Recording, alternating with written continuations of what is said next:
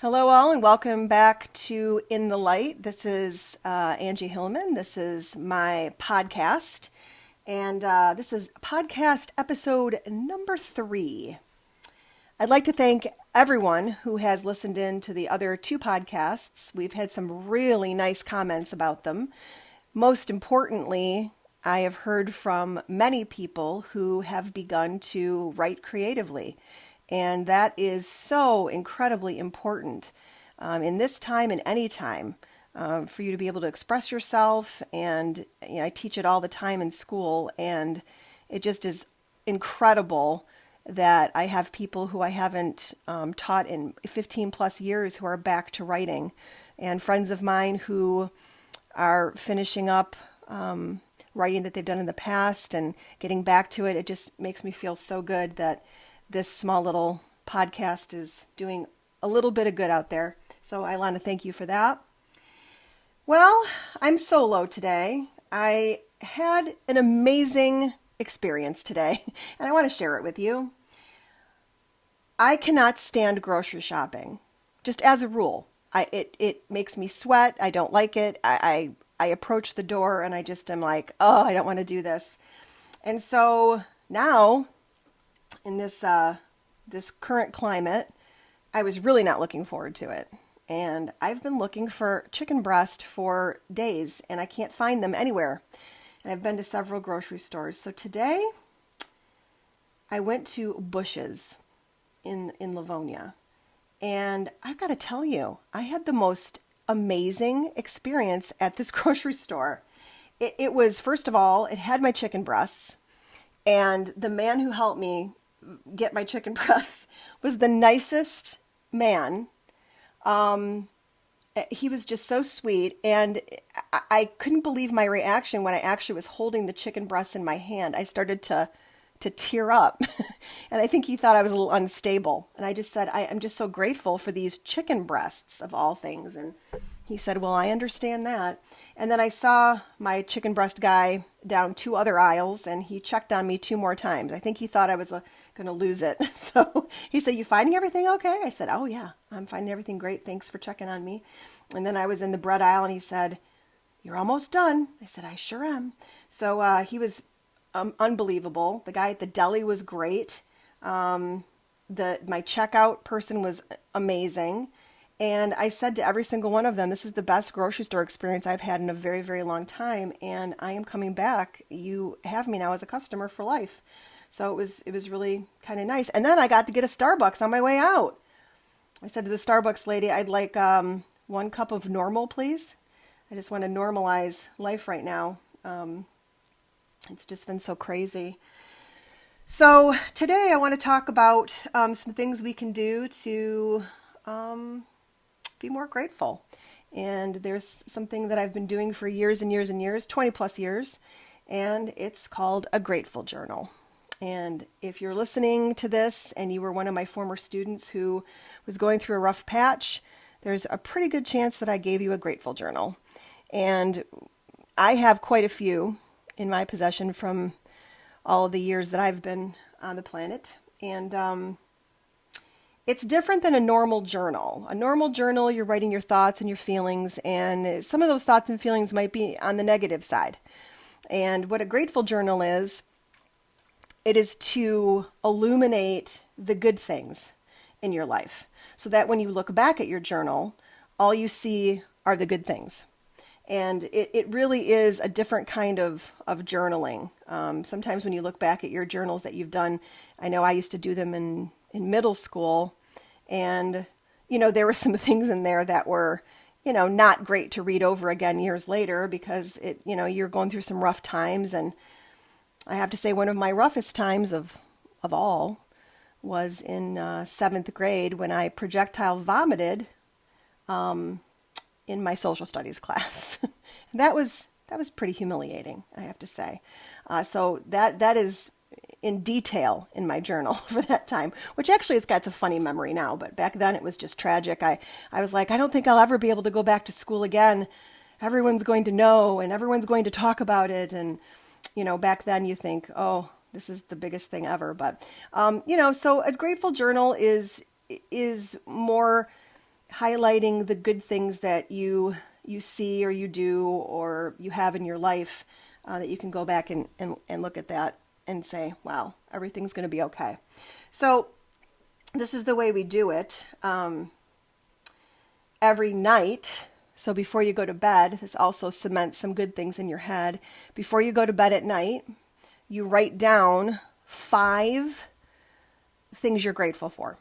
And that can be 5 people, it can be 5 things, 5 places, 5 memories.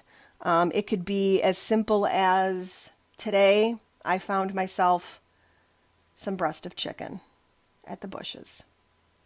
My other grateful thing might be that lovely man who helped me and checked up on me. That was a great part of humanity for me today. A third thing might be today I heard from one of my former students, Travis, who found one of his grade sheets. And back when we did radio and TV at Franklin High School, and he screenshotted it and sent it to me and just said what a great memory that was for him. That's my third thing. My fourth thing can be my incredible rescue dog from Puerto Rico, Sophie Ann. That can be my fourth thing. And my fifth thing could be as simple as this passion tea Starbucks that I'm drinking at the moment as I'm speaking to you. So those could be my 5 things for the day. Now, as we get cooped up in our houses, it becomes, I think, harder and harder to find those 5 things. But the great thing about a grateful journal is that you have to have the 5 things at night. It's like a thing you got to have. So you know during your day you've got to make 5 good things happen for yourself. So it forces you to see the positive, to see the good in the world. It could be something, I remember one of mine, and I don't know why I remember this so clearly, but it was a horrible day at work, just horrible. And I was emotional and I was cranky and I knew I had to come up with my 5 things. And honestly, I couldn't find a whole lot of good because it was just one of those just crappy days, you know? So I was driving home from work and I saw this older man on a riding lawnmower with this small kid, like 3-4 years old. And he was just riding this lawnmower with this kid on it, and they were just laughing and riding around. And I don't know why this is cemented in my head so much, but I think it's because it kind of saved me that day. I thought, oh, and I noticed it because I knew I had to notice something that day. And I noticed that. So even, on your walks, which I know we've all been hopefully taking more and more walks. I know I have. My dog's like, another walk? Really, Mom? Really? Notice some things because you got to put those 5 things in there. And then the next day, same thing. And the next day, same thing. And the next day, the same thing. And years down the road, when you're looking back at this, you're going to notice all those lovely things that, you noticed in the world. It's a really beautiful thing to have. It's a good keepsake for you. I would say that any age can do this. It'd be good to do with your kids. I do it with my students. And it's a really nice thing to have. So that's my one thing I want to say to you, Grateful Journal.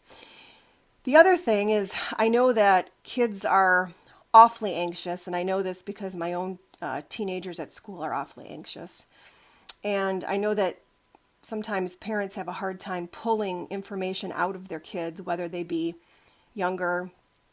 I know the teenagers are not really raring to talk a whole lot in many ways. So I would say this has worked for many of my friends.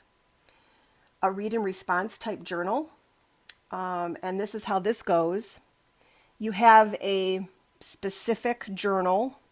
It could also be a notebook, so you don't have to get all fancy. I know that we're shelter in place now, so unless you have a journal, you might want to just make one.